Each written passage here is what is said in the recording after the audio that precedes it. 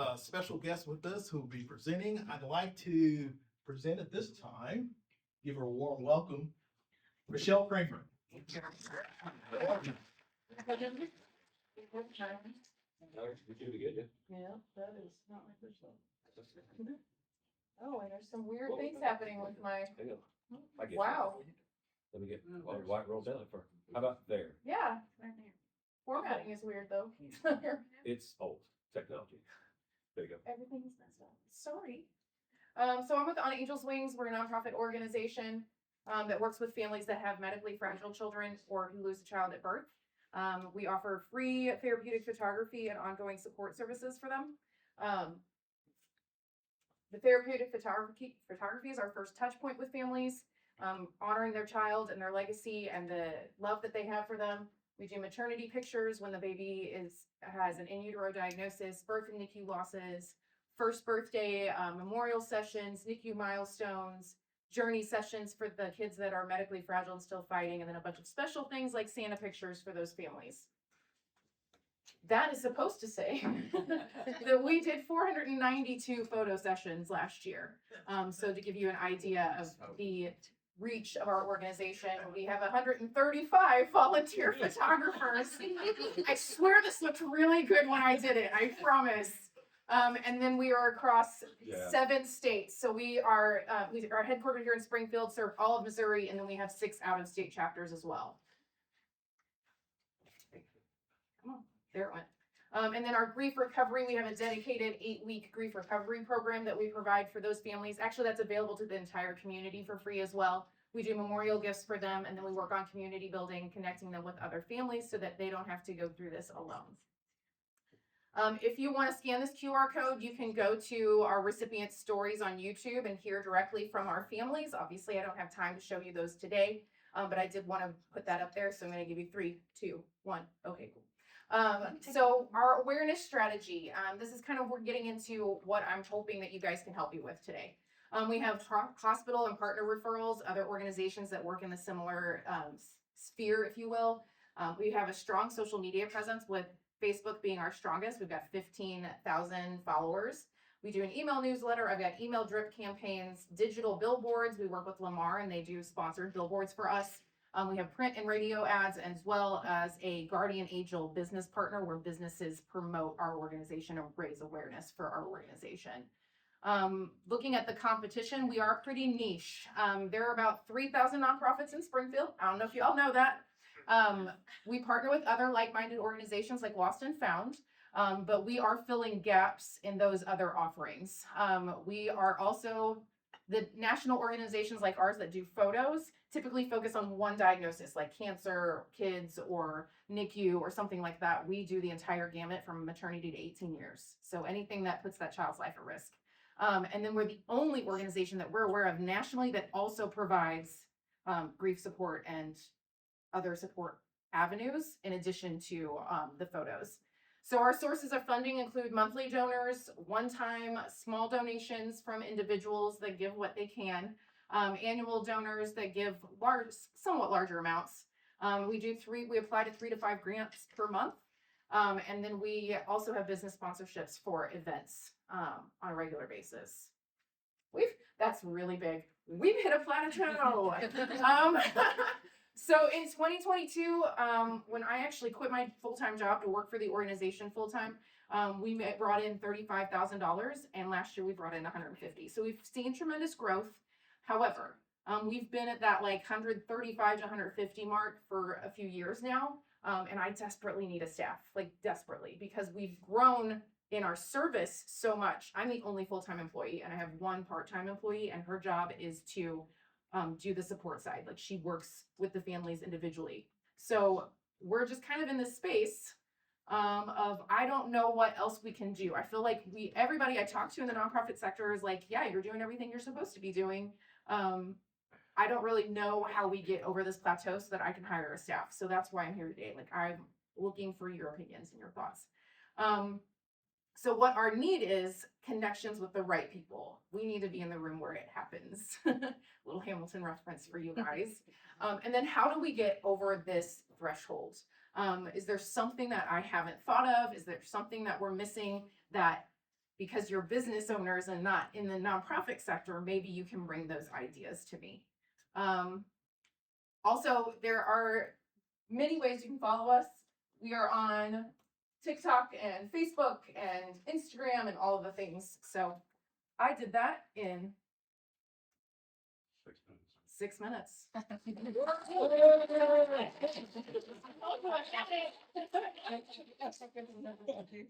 All right, we'll start off with our question and answers. First of all, sorry, Michelle, you did a great job. Thank Yeah. you. You sped through that. That is wonderful. I did not realize, I thought you started this I did. nonprofit. Okay. Yeah. And you have moved into because Yeah. you said you quit your job to work for them. That's what confused I me. quit my job to become a full-time employee. So I did not get paid for the first, gosh, we're at 13 years, so I didn't get paid for the first 9. First 9 years. Yeah. Okay. And you left, and you just kept going and just. Yeah. Just And I don't get paid a lot. As is.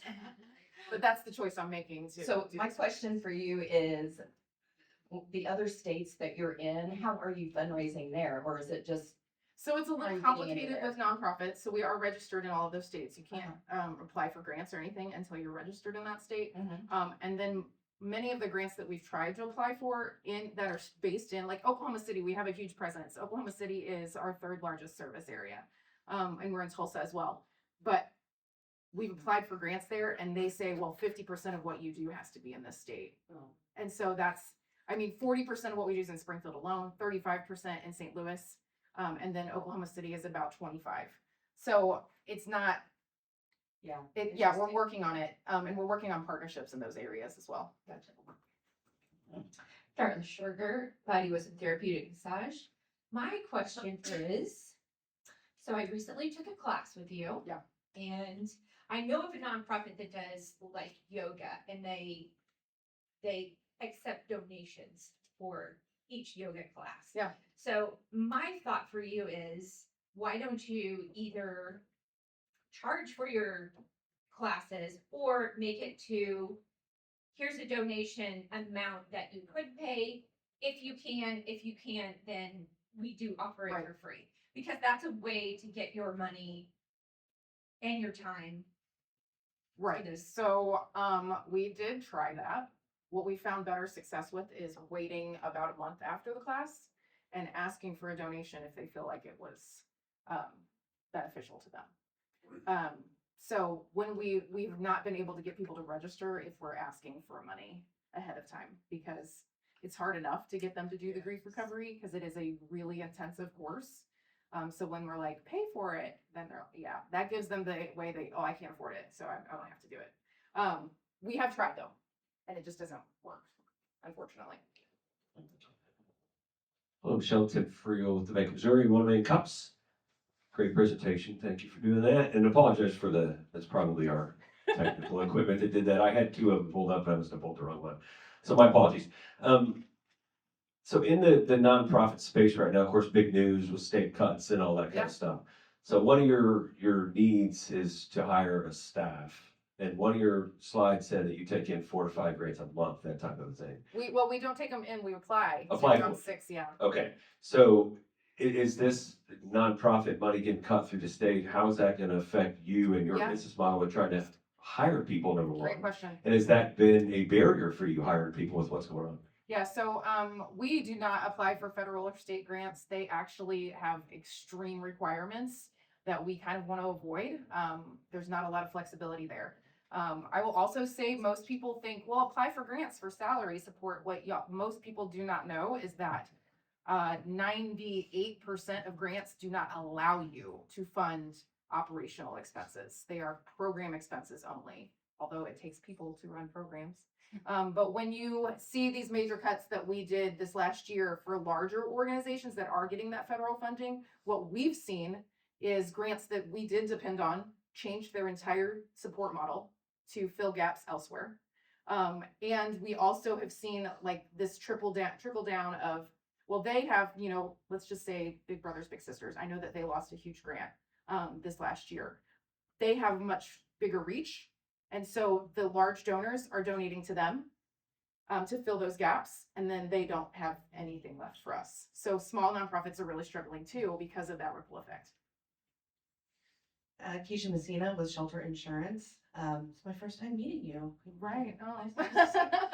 Just kidding. I know that you have your amazing gala that you do every year, and that's probably the biggest fundraiser that you have for the year, and it's awesome. But you mentioned wanting to be in the rooms where it happens. Have you been able to attend any larger galas or big events like the Cattle Barons Ball or, education galas, things like that, where there's a lot of people with a lot of money who would probably be interested in what you're saying? One, there's a financial gap for trying to attend those things. Sure. I don't make a lot of money. Two, I am a certified fundraising executive. Took me 3 years to get that certification, and one of the ethical points of that is that we don't steal money from other nonprofits. Fair. So going to that to try and meet the people so I can get the money is not ethical by those standards. Terrible question. Got it. So I have an idea. I'm also looking, we still have time for more questions, but something I was thinking, you mentioned Lost and Found. And something that I have seen over the years with Lost and Found is when they're working with a family and that the family's having, things are great and they grow up, some of those kids are now sponsoring. They're sitting on the boards. Yeah. So is there maybe families that you might be able to go back to from years ago and let them know where you're at now and see if, Yeah, I mean, we definitely keep them informed. I tend to say that like asking them for money right out of the gate, like we gotta wait 5 years. no, that's what I mean. That Yeah, not it's not- immediately. These kids yeah. grew up. Remember, that's the years. Right. Right, and most of our kids don't. No, I'm talking So the about Lost and parents, Found. yeah, the parents, are well informed about what we're doing, and we do have a few parents that are super, super active and trying to fundraise whatnot. 60 to 70% of the families that we serve are low to moderate income. So they don't have a lot to give, and they also don't know how, like, they don't take initiative. So we've tried to engage them, but we do suffer with that, like, initiative from the families that we serve to help us. Other than, like, I'd say maybe 10% of them are actively doing things.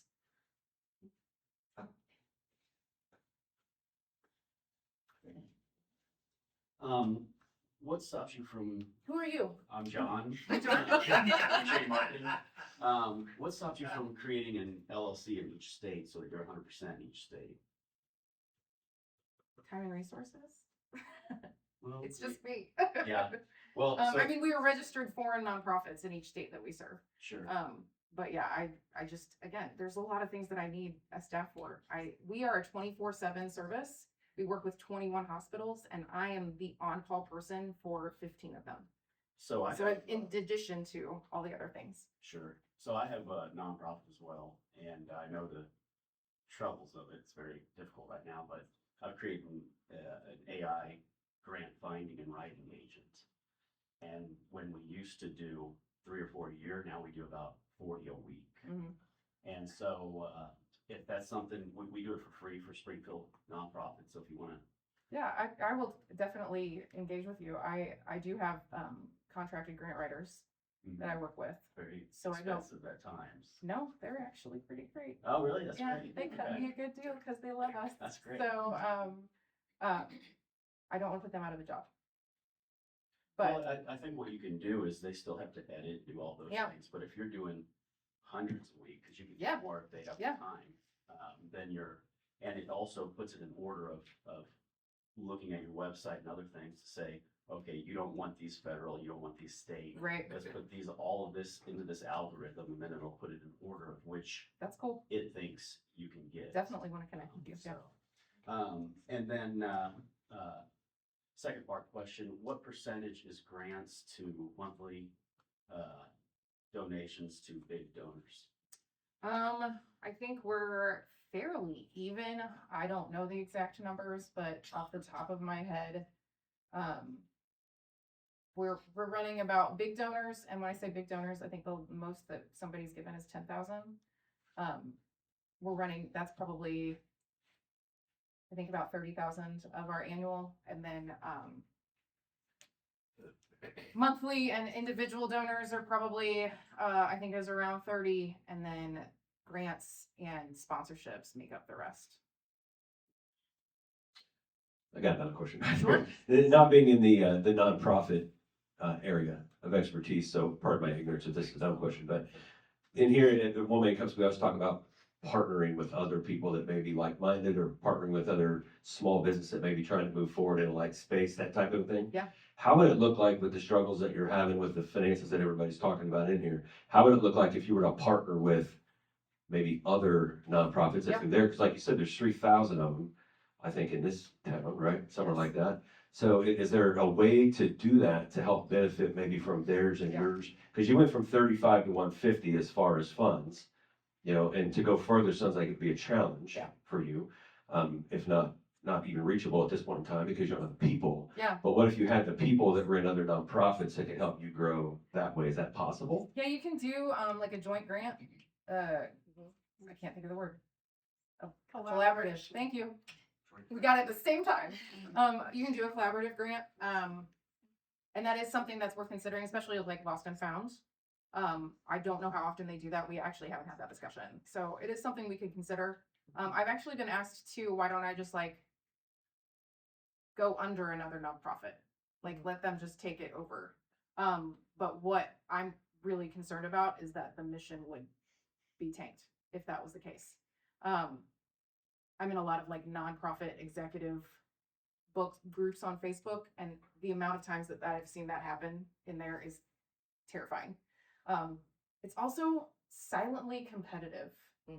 Can you agree with me there? In the nonprofit, there's a couple of my friends that are in the nonprofit. It's really competitive, but we don't talk about it. Yeah. So, I've tried to like ask for mentorships. I've asked Community Foundation of the Ozarks and the Springfield Chamber to like create a mentorship program for nonprofits where somebody who's got a multi-million-dollar nonprofit could like help me get over this threshold. And they have not. Like, there's just nobody really wants to do that. So I don't know is the answer to that question. But it is worth looking into, absolutely. And Darla, can I elaborate real quick Yeah. before you go? Just to kind of go off of that a little Yeah. bit more. So if you were to put it together or do that, is there a way for you to remain in control, like a partnership, and not be so competitive to where they tank it, but can you Possibly. ask for ownership, if you will? Yeah. And then you can drive and they can drive as well. That kind of keeps your vision out there underneath their money and expertise. Sorry about that. No. Possibly, yeah. Okay, the answer was yes. I've got one more. Do we have time for one more? Yeah. Oh, you're asking. I thought Yeah, I you were have a closing. I'm Yeah, sorry. no. Yeah, I am the closer, but I'm not closing yet. I'm over here. I close when we have bear cake. Good to know. Good to know. You're in my business.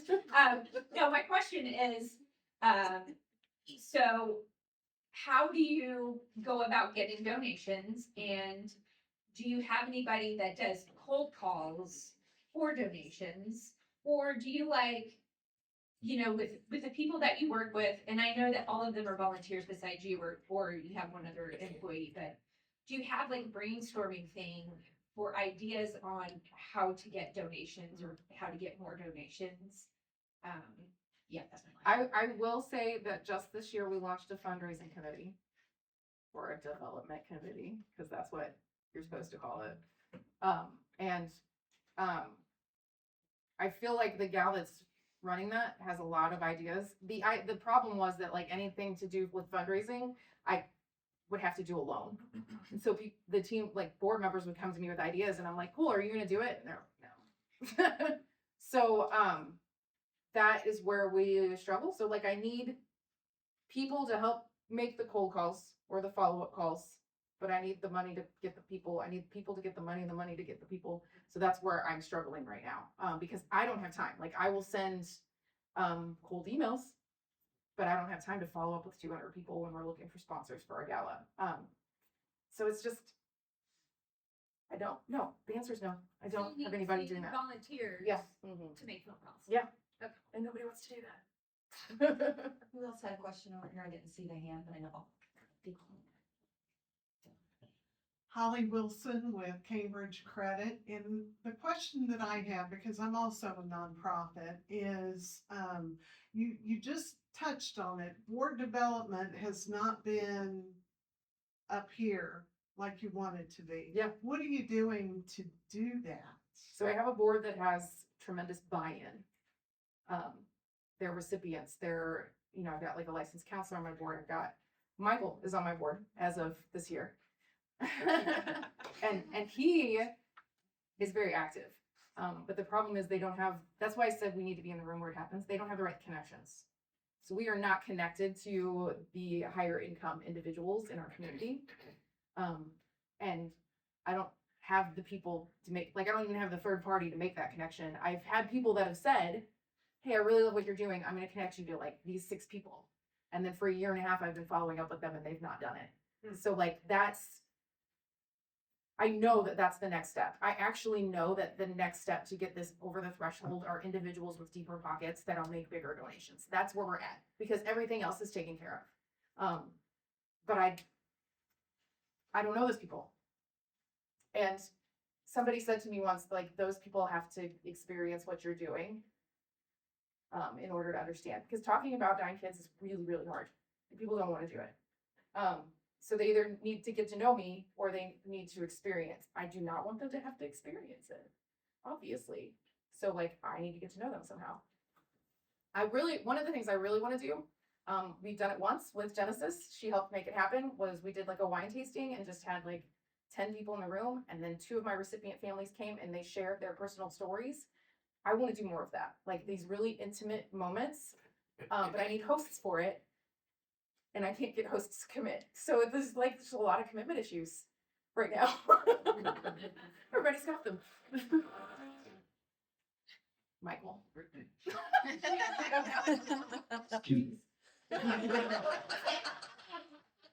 Hi, I'm Michael. That wasn't me.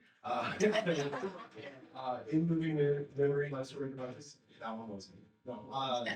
And as you mentioned, new board member of On Angels Wings. As someone who also deals with the difficult topic of death, it can be really hard to engage customers with that. And I can see where there's a lot of difficulties in raising funds around that topic, especially amongst children. I have a question about kind of flipping around the need here. Like, I know you need to raise more money, but are there ways to reduce your expenses? Like, what are... How'd you know that we're trying to do that? Oh, I'm sorry for being an audience plant. So, but no, because I wonder that on the board as well. Like, if we're spread too thin and being in too many states or having too many expenses, like. So like being in other states is just me managing more volunteers and answering the phone more. That is more of a time suck than it is of a expense. So our monthly expenses are about $8,000 a month. That includes salary. We're just not like our goal this year is to get like 6 months worth in savings because there have been huge dips in giving. And that $8,000 a month was hard to sustain last year. So we did make a decision to cut as much as we can. So like we do try to travel to some of our service areas and engage in person with hospitals and our volunteers. And we've just started staying at people's houses instead of getting like a room somewhere instead. So I'm just sleeping on couches. It's fine. So that's one example. But. John again. So I had a couple of thoughts. One is what we do is every restaurant that's national, you can apply to be on their 10% to 20% giving. And we did probably 6 last month and all of them said yes. So with a 15K Facebook following, that would be, tag that business, let them know what night. Yeah. If you're once you get to that point where you have 30 a month, then that's anywhere, sometimes on the low end, $100, but 300 to 500 times 30, then gets that 9K just to push. Can I ask a follow-up question? Yeah. Who manages that? I have AI run it all. So I do AI automations. I've cut from a dispensary I opened here to one in New Jersey. I've cut 50% payroll from AI automations. But that being said, so I would start there. You have to get about 350K to stop being a working board to a regular board. And so if you have time today, I can put everything through a CFO agent and it'll spit you out a 50-page report in a couple minutes. So Okay. help with that as Sure. well. I think think that's a great idea. I think we have a lot of information. Yeah. Just to learn to see where the industry's going and things like that. Yeah, I just wanted to add on to that. If you do that, and if you put the time into that, that is giving you a lot of eyes on your nonprofit. Yeah. Like if you're in a restaurant and someone's, say, in there going, oh, what's on Angel's Wings, that I'm giving to. Yeah. So I think that's a really great way to engage with people in the community and even outside the community. I think it is more effective when somebody is there and can hand out brochures too. So that's kind of where I'm like, how are you managing that? Cause I don't know how. Well, a volunteer does stand outside because you have to mention the nonprofit when you go Right, there. yeah. So I just always have someone standing outside. And even though they say you can't do that, no one's ever there that says you can't do that when you're doing it. So. Okay. Also, I think like say for me, there's a brewery that does that a lot here. Like they'll have one beer, and if you buy that beer, Yeah. part of the donations go to a nonprofit. Whoever likes hanging out at a brewery would probably be willing to volunteer there and. I volunteer. Okay, now that I have the microphone, that does wrap it up for today. So please give Michelle a big round of applause.